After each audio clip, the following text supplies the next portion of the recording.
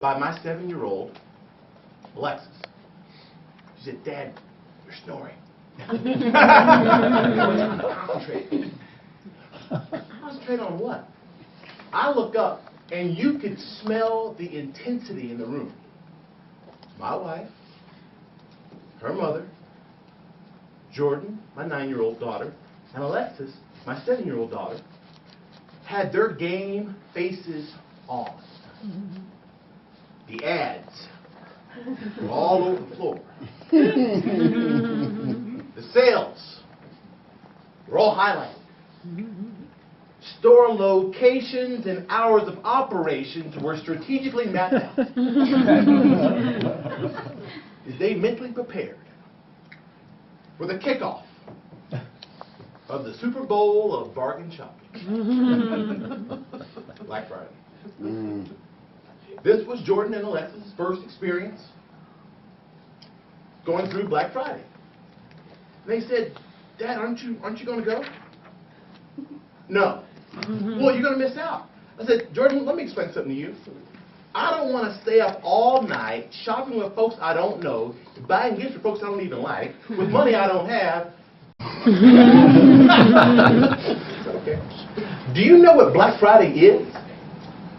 She said, "Well, Grandma said that it was when stores went from the red into the black." Technically, she said from the negative to the positive.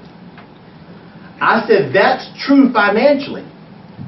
But on an emotional level, Black Friday goes much deeper." Again, to tell her the story. Many of you heard about the Embry family Christmas. It was December 1994. My senior year of high school. My mom and sister and I had been evicted from our apartment. We moved in with my grandmother, who lived in a 500 square foot, 1-bedroom apartment. My sister, because of space, went to live with her basketball coach, and my mom and I lived there, where I slept on the floor, right next to the bathroom. That Christmas we had nothing. Not a gift, not a tree. Christmas Eve, about 6:30 that night, the doorbell rang. I answered it, and of all people, it was my English teacher and her husband holding a box. I said, "Miss Little, why are you in my house?" "Oh, we're in the neighborhood. We thought we'd stop by." They walk in the house and they hand me the box. And I open it. And it is a brand new Wilson A2000 baseball glove. This is a major league glove, major league specified. I had never owned, I'm 18 years old at the time, I had never owned a baseball glove, a brand new one of my own, ever. My husband said, "That's not it." He reaches into his coat pocket and hands me an envelope.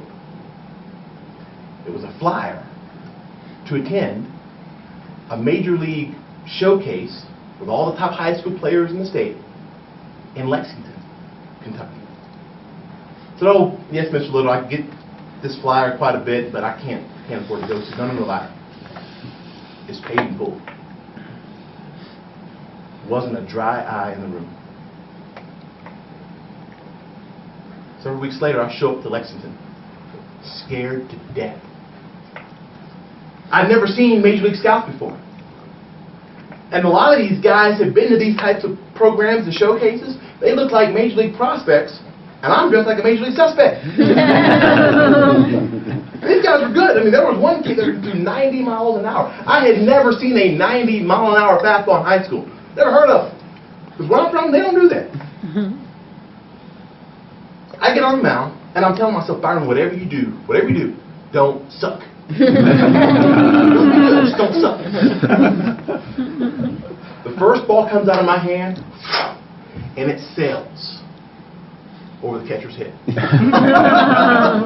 It was totally quiet. I was so humiliated that I got red in the face. Need not say more. The next ball, I did the same thing.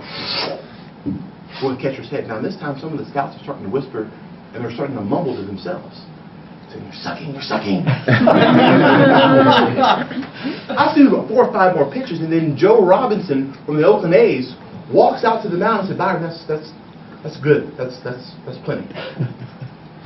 He said, "By the way, what's the highest you've ever been clocked out on a radar gun?" I said, I don't know, sir. I've never been clocked." "Really?" Because the last 2 balls you threw registered at 95 miles an hour. Wow. We'll be in touch. That day, I emotionally went from the red into the black. Signed my first pro contract. 12-year career later, I was able to take my mother financially from the red to the black. All because of an educator who viewed my future as a bargain that was too good to pass up, and did something for me that till this day I can't afford to pay back.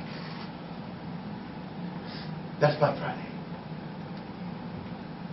Black Friday is when you have a heart that is willing to view the human spirit as a bargain that is too good to pass up.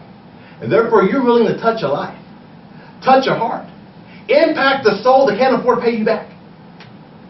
Will you do that? It's priceless. I had to explain that to my children who had never heard the story. And I said, Jordan and Alexa, of all people, you need to know that Kohl's didn't start Black Friday. Walmart didn't start Black Friday. Best Buy did not start Black Friday. This concept took place 2,000 years ago when mankind was already in the red, when mankind was already in trouble, and somebody decided to go to a cross on Friday night and shed what was red to put you in the black, which made you white as snow. That's Black Friday.